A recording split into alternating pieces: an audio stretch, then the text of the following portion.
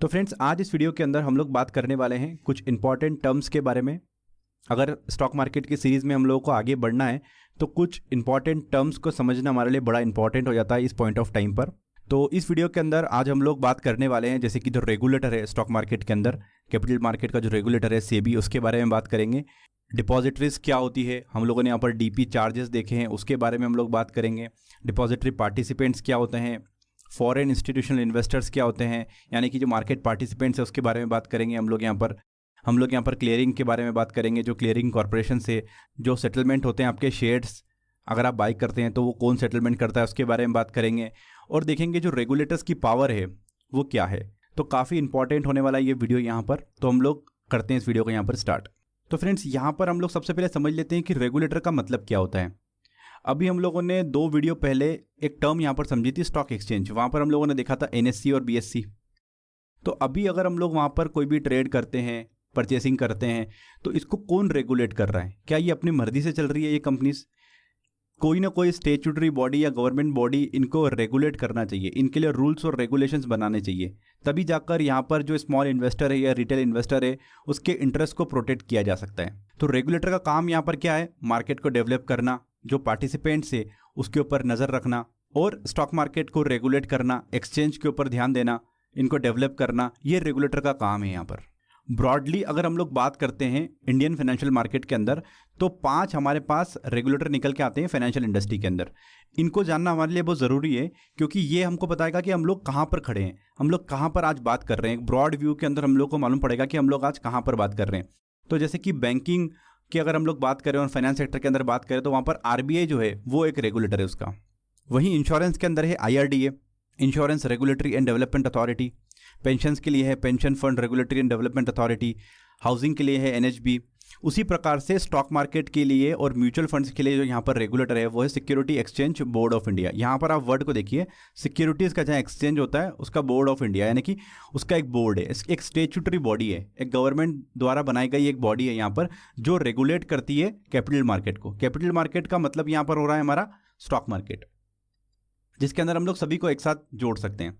Mutual funds हो गए, आपके स्टॉक मार्केट हो गए, सिक्योरिटीज़ हो गई, एनसीडीज़ हो गई। अभी हम लोग इन वर्ड्स को भी समझेंगे जिसके बारे में हम लोग यहाँ पर बात कर रहे हैं। सो ब्रॉड व्यू में हमको ये देखना है कि अभी हम लोग कहाँ पर बात कर रहे हैं। हमारा जो यहाँ पर स्टॉक मार्केट और म्यूचुअल फंड का जो रेगुलेटर है वो है सेबी यहाँ पर।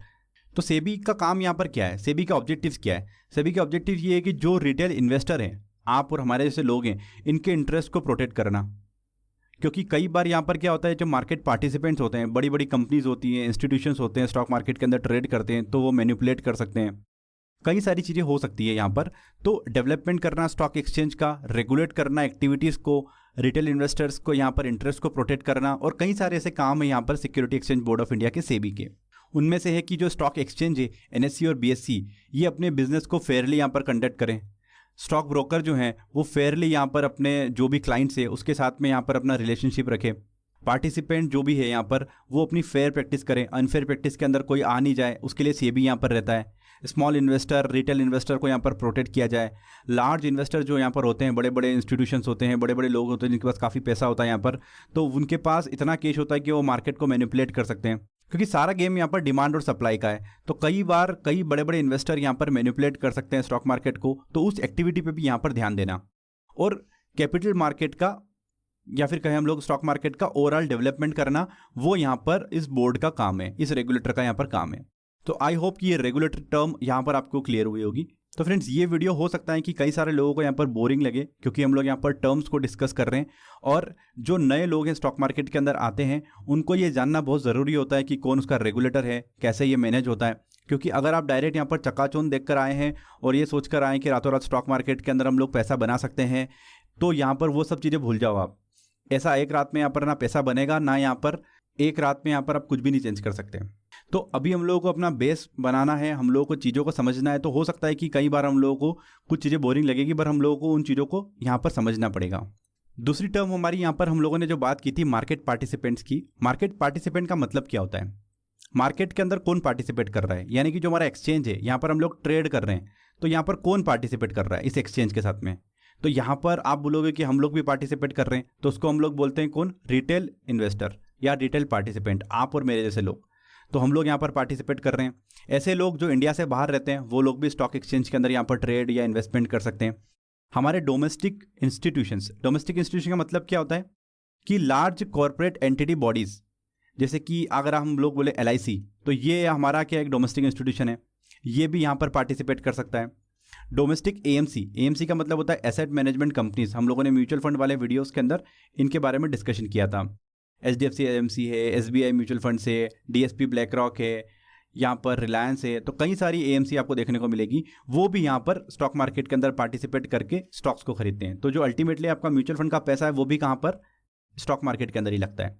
इसके अलावा हमारे पास है यहाँ पर FIIs। ये वर्ड हम लोग काफ़ी सुनते हैं, FIIs। तो फॉरेन इंस्टीट्यूशनल इन्वेस्टर, यानी कि नॉन इंडियन कॉर्पोरेट एंटिटीज़, जो बाहर की म्यूचुअल फंड कंपनीज हो सकती है, फंड हाउस हो सकते हैं, बाहर की कंपनीज हो सकती है, इंस्टीट्यूशन हो सकते हैं, हेज फंड हो सकते हैं, या फिर कोई अदर इन्वेस्टर्स भी होंगे, तो हम लोग उसको FII कैटेगरी के अंदर रखेंगे। तो ये इतने तरीके के हमारे पास यहाँ पर मार्केट पार्टिसिपेंट्स होते हैं। तो इस वर्ड का भी हम लोगों को मीनिंग यहाँ पर क्लियर हो गया कि मार्केट पार्टिसिपेंट्स क्या होते हैं। तो जो अगली टर्म है हमारी वो है डिपॉजिटरीज। डिपॉजिटरीज क्या होती है, ये बड़ी इंपॉर्टेंट टर्म है। इससे पहले हम लोगों ने एपिसोड 2 के अंदर बात की थी डिपॉजिटरी पार्टिसिपेंट्स के बारे में। तो ये जो हमारा डिपॉजिटरी है इसको अभी हम लोग समझते हैं, ये क्लियर हो जाएगा अभी इसका मीनिंग कि डिपॉजिटरीज होती क्या है। सबसे पहले हम लोग समझते हैं कि हमारे पास यहाँ पर 2 डिपॉजिटरीज हैं, NSDL और CDSL। NSDL का मतलब होता है नेशनल सिक्योरिटी डिपॉजिटरी लिमिटेड, और CDSL का मतलब होता है सेंट्रल डिपॉजिटरी सर्विसेज लिमिटेड। अब जो भी ब्रोकर के साथ में आप डीमेट अकाउंट ओपन करते हैं, डीमेट अकाउंट जब ओपन करते हैं तो वो ब्रोकर जो है एजेंट होता है इन दोनों डिपॉजिटरीज का। उसकी ज़रूरत क्यों पड़ी डिपॉजिटरीज की, अभी हम लोगों को क्लियर हो जाएगा। और डिपॉजिटरीज का मेन फंक्शन है क्या, वो भी हम लोग अभी समझ लेते हैं। कि जो भी आप स्टॉक खरीदते हैं एक्सचेंज से, उसके सेफ कीपिंग के लिए होता है। मतलब आप जो स्टॉक खरीद रहे हैं वो आपको अपने डीमेट अकाउंट के अंदर तो दिखा रहा है, बट वो कहाँ पर स्टोर है, वो कहाँ पर सेव है, इलेक्ट्रॉनिक फॉर्म में वो कहाँ पर रखा हुआ है, तो वो डिपॉजिटरीज के अंदर रखा हुआ है, या तो NSDL के अंदर रखा है या CDSL के अंदर रखा होगा। तो जो भी डीमेट अकाउंट आपने ओपन किया है उसके अंदर या तो CDSL होगा या फिर NSDL होगा। ये एक्ट कैसे करते हैं, एक्ट लाइक ए वॉल्ट। जैसा कि हम लोग सेफ कीपिंग के लिए अलमीरा के अंदर कुछ सामान रखते हैं, उसी तरीके से जो भी हम लोग शेयर्स बाई करते हैं वो इलेक्ट्रॉनिक फॉर्म में कहाँ पर सेव होते हैं, डिपॉजिटरीज के अंदर सेव होते हैं। तो ऐसी हमारे पास इंडिया के अंदर 2 ही ऐसी कंपनीज है जो ये सर्विसेज प्रोवाइड करती है। अभी क्वेश्चन यहाँ पर निकल के आता है कि 2 क्यों है, 3 क्यों नहीं है, यहाँ पर 1 से भी हमारा काम चल जाता। तो आने वाले वीडियोस के अंदर जब हम लोग इन कंपनीज के शेयर्स को भी देखेंगे तब आपको यहाँ पर सारी चीज़ें क्लियर होगी कि कंपनीज क्या है, इनकी शेयर प्राइस क्या है, हम लोग इनको भी डिस्कस करेंगे वहाँ पर। तो अभी आप ये समझिए कि 2 हमारे पास डिपॉजिटरीज है यहाँ पर। इसको थोड़ा सा और हम लोग सिंपल वे में समझते हैं। मुझे पता था काफ़ी सारे लोगों के डाउट्स रह जाते हैं यहाँ पर कि जब हमारे पास डीमेट अकाउंट है तो डिपॉजिटरीज की ज़रूरत क्यों है ना। तो उसको समझ लेते हैं कि देखिए ये एक्सचेंज है हमारा, यहाँ से हम लोग जो भी शेयर्स परचेस करेंगे, हम लोगों ने शेयर परचेस किया यहाँ पर SBI का, तो जो भी शेयर परचेस करते हैं हम लोग तो वो सीधा आपके पास कहाँ पर जाएगा, वो आपके पास नहीं आता है, वो डिपॉजिटरीज के अंदर यहाँ पर इलेक्ट्रॉनिक फॉर्म के अंदर सेव हो गया। यानी कि हम लोग बोल सकते हैं कि वो सिट करके बैठा हुआ है यहाँ पर, SBI यहाँ पर है, बट यहाँ से वो आपको दिखता है कि मेरे डीमेट अकाउंट में रखा हुआ है, जबकि आपका डीमेट अकाउंट भी किसके पास है, ये इन डिपॉजिटरीज के पास ही है।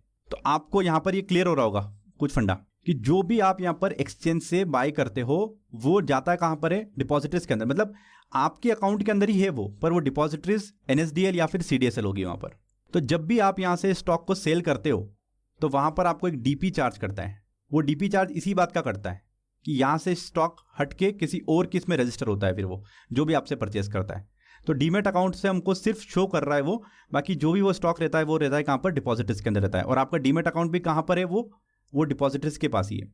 तो आई थिंक यहाँ पर क्लियर हो रहा होगा हमको कि डिपॉजिटरीज क्या होती है। अभी देखो कि जिन लोगों को थोड़ा सा भी डाउट आ रहा है अगर, तो इसको एक बार फिर से रिवाइंड करके देख लेना। हम लोग नहीं चाहते कि कोई भी डाउट या किसी किस्म का हमारे पास यहाँ पर कोई ऐसा डाउट रह जाए जो आगे चलकर हमको तकलीफ पैदा करे। इसमें अगर नहीं क्लियर हो रहा तो थोड़ा सा स्टडी करके आप डाउनलोड कर सकते हैं PDFs को, या फिर नेट पे या गूगल पे और सर्च कर सकते हैं। और अगर आप इसको छोड़ते भी अभी तो आने वाले समय के अंदर बहुत सारी चीज़ें हमारी क्लियर हो जाएगी। So for the time being अगर आपको थोड़ा सा डाउट भी आ रहा है तो थोड़ा सा आगे आप बढ़ जाइए, कोई इशू मत रखिए। आने वाले समय के अंदर हम लोग सारी चीज़ को यहाँ पर क्लियर कर लेंगे। फिर से हम लोग बात करते हैं उसी टर्म पे, डिपॉजिटरी पार्टिसिपेंट, जिसके बारे में हम लोग बोल चुके थे। ये हमारे ब्रोकर्स होते हैं। तो यहाँ पर जो डिपॉजिटरी पार्टिसिपेंट्स होते हैं वो सारे ब्रोकर्स नहीं हो सकते, क्योंकि कई सारे ब्रोकर जो हमारे होते हैं वो हमको डीमेट अकाउंट नहीं प्रोवाइड कर सकते हैं, वो सिर्फ ट्रेडिंग अकाउंट प्रोवाइड कर सकते हैं। तो वो डीमेट अकाउंट के लिए किसी और कंपनी से टाइप करते हैं। ये चीज़ आपको यहाँ पर समझ में आ जाएगी धीरे धीरे, जब भी आप किसी कंपनी से बात करोगे डीमेट अकाउंट के लिए तो वहाँ पर आ जाएगी। इसलिए यहाँ पर लिखा है कि जो इसके एग्जाम्पल्स के अंदर हम लोग बात करें तो फ्यू स्टॉक ब्रोकर्स ही है जो डिपॉजिटरी पार्टिसिपेंट्स है। जैसा कि हम लोगों ने बात की थी, they act like as a agent of the two depositories, NSDL और सीडीएसएल के साथ में ये डिपॉजिटरीज के एजेंट होते हैं।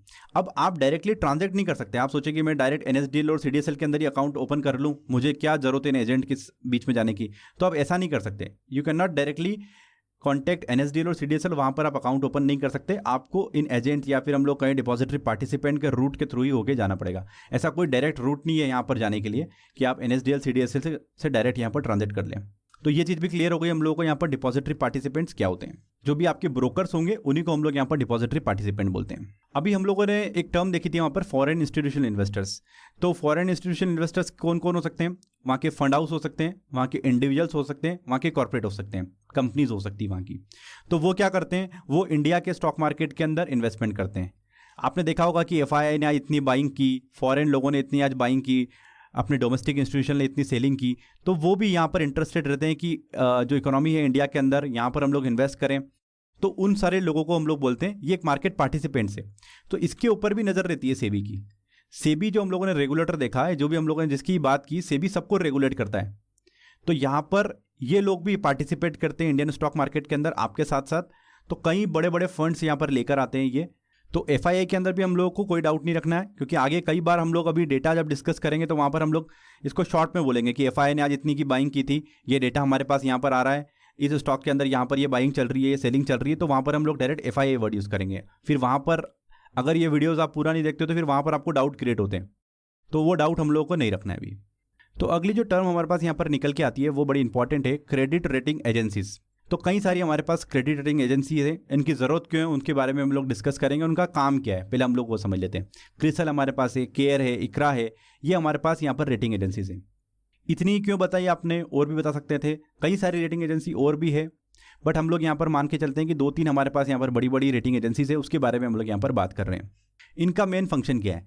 देखिए यहाँ पर एक टर्म लिखिए कि करते क्या है। ये क्रेडिट वर्थिनेस बताते हैं, उसको रेट करते हैं बेसिकली, कि ये कंपनी ने इन्वेस्टर से कुछ लोन लिया था, यानी कि कुछ पैसे उधार लिए थे, उसको हम लोग बोलते हैं डिबेंचर्स। वो हम लोग आगे बात करेंगे, अभी हम लोग को कन्फ्यूज़ नहीं होना है। हम लोग ये मान के चलते हैं कुछ पैसे लिए थे जो उस कंपनी ने टाइम पे उसको पे कर दिए, तो वो उसको रेट करते हैं कि ये कंपनी अच्छी कंपनी है, टाइम पे पैसा इसने चुकाया, टाइम पे पैसा इसने लिया, और इसकी रेटिंग को हम लोग यहाँ पर 5 करते हैं।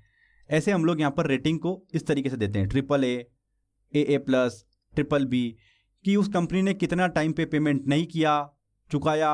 ऐसे हम लोग क्रेडिट वर्थिनेस निकालते हैं। इसके डिटेल में बाद में जाएंगे हम लोग कि ये क्या होता है, बट हम लोग एक टर्म को समझने के लिए कुछ चीज़ों का यहाँ पर यूज़ कर रहे हैं, एग्जाम्पल को यहाँ पर यूज़ कर रहे हैं। तो ऐसे यहाँ पर उन कंपनीज को ये रेटिंग करती है। तो यहाँ पर ये क्लियर हुआ कि क्रेडिट रेटिंग एजेंसीज का क्या काम है। बड़ा इंपॉर्टेंट रोल है इनका स्टॉक मार्केट के अंदर। जब हम लोग यहाँ पर स्टॉक रिसर्च के बारे में बात करेंगे तब ये बड़ा इंपॉर्टेंट होगा, वहाँ पर हम लोगों को समझना।